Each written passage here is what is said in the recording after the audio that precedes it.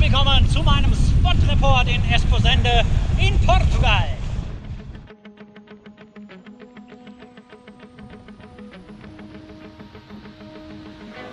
Nach Viana do Castelo ging es weiter Richtung Süden nach Esposende. Über diesen Spot scheiden sich ein bisschen die Geister. Wenn alle Bedingungen stimmen und man außerhalb der Ferienzeit unterwegs ist, kann man hier aber verdammt viel Spaß haben. Und das hatte ich. Die Flusslagune ist super und wenn es dort zu voll ist, geht es raus aufs offene Meer, denn hier kommt man bei ordentlich Welle eigentlich immer auf seine Kosten. Aber beginnen wir mit der Anreise. Die Flüge sind außerhalb der Ferienzeit unverschämt günstig und so ging es von Köln aus die 2 Stunden 40 nach Porto. Dort hatten wir einen Mietwagen für 18 € pro Tag gebucht und waren nach 30 Minuten schon in unserem Hotel. Esposende ist durch die Nähe zu Porto und Braga touristisch gut aufgestellt. Es gibt viele nette Restaurants und eine einladende Uferpromenade. Unterkünfte gibt es hier eine Menge und auch ein Campingplatz ist im Süden vorhanden. Wir hatten ein tolles Hotel im 60er-70er Jahre-Style namens Park do Rio gebucht. Um sich eine Vorstellung vom Hotel zu machen, hier ein paar Bilder. Anja und ich fanden es einfach super dort.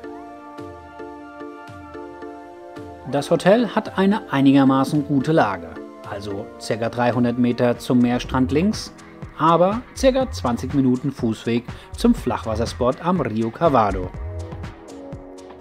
Schade ist, dass die 2 Wassersportzentren sowie das Kitecamp Element Fish kein Windsurfmaterial haben.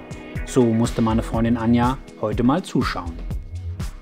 Gehen wir näher ins Detail und schauen uns den Spielplatz genauer an. Grün eingerahmt der surfbare Bereich. Und ja, ihr seht richtig, hier kann man sogar auf einem Flachwasserspot in der Flussmündung kiten. Das ist einfach der Hammer. Die roten Bojen im Hafenbereich dürfen auf keinen Fall überfahren werden. Und auch im Bereich der Flussausfahrt ist das Surfen streng verboten.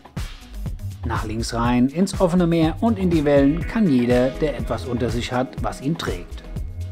Und in die Flusslagune nur, wer kurze Finnen hat. Auf der Meerseite kann man recht viele Windrichtungen fahren. In der Lagune hingegen eigentlich nur die eine, und zwar die zu 90% vorherrschende Windrichtung Nord-Nordwest. Aber schauen wir uns den Flachwasserspot genauer an. Was hier zu beachten ist das Zusammenspiel von Windstärke zu Ebbe und Flut. Denn wenn der Fluss bei Flut eine gegengesetzte Fließgeschwindigkeit von 2 bis 3 Knoten hat, könnte es bei Leichtwind um die 11 Knoten mit dem 12er Kite eng werden.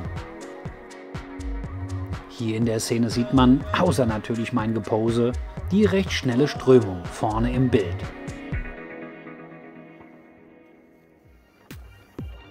Zur besseren Erklärung nehme ich euch jetzt mal mit aufs Wasser. Der Trecker beschreibt wie immer meinen Kurs. Hier in der Lagune kann man Fantastigkeiten lernen. Und nicht nur die Anfänger können ihre ersten Meter fahren, sondern auch die Freestyle-Junkies ihre Tricks verbessern.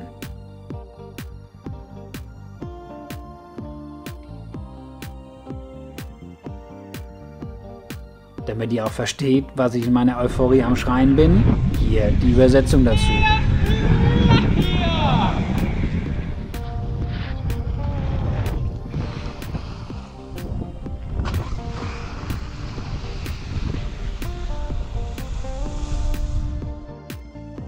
In dieser Aufnahme seht ihr die Shuttleboote, die euch alternativ zum langen Fußweg in wenigen Minuten für kleines Geld vom Hafen rüber zum Kitespot bringen.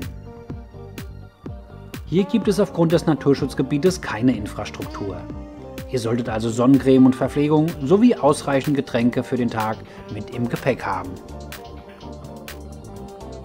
Was die Temperaturen angeht, würde ich als Anfänger auch im gesamten Sommer einen langen 4-3er Neopren tragen. Denn maximal 18 Grad Wassertemperatur können auf Dauer ganz schön kalt werden. Jetzt kreuze ich gegen den Wind Richtung Norden, um kurz aus dem Fluss ins offene Wasser zu fahren. Wir hatten in den 2 Wochen leider nur 2 Windtage, was statistisch gesehen im September ziemlich wenig war. In dieser Szene beim Wiederreinkommen sieht man hinter mir die Atlantikwellen. Es ist echt super, dass man hier alle Optionen zum Surfen hat.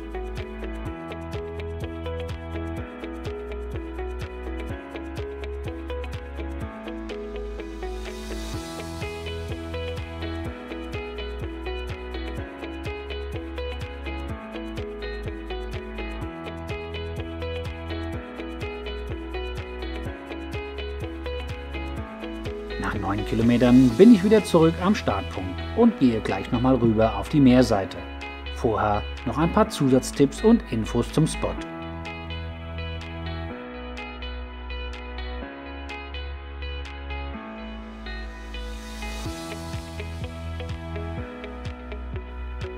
Um zum Spot Viana do Castelo zu kommen, könnt ihr im Abspann einfach auf die Videovorschau klicken.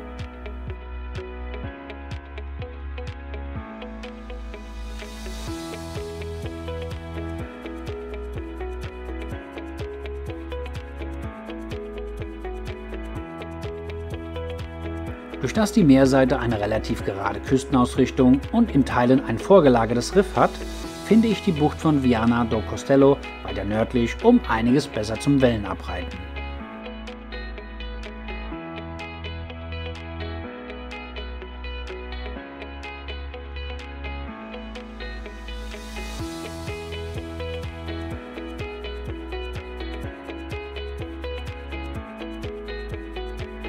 Ja, das war er auch schon, der Spot-Report aus Esposende.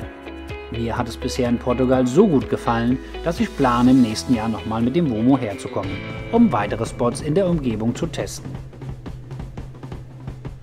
Wenn euch mein kleiner Guide gefallen hat, lasst mir gerne ein Like da und bestenfalls macht ein Abo. Wem es besonders gut gefallen hat, der darf gerne über den Spendenlink in der Videobeschreibung mir 50 Cent in der Kaffeekasse hinterlegen. Ich freue mich! Bis zum nächsten Spot-Report.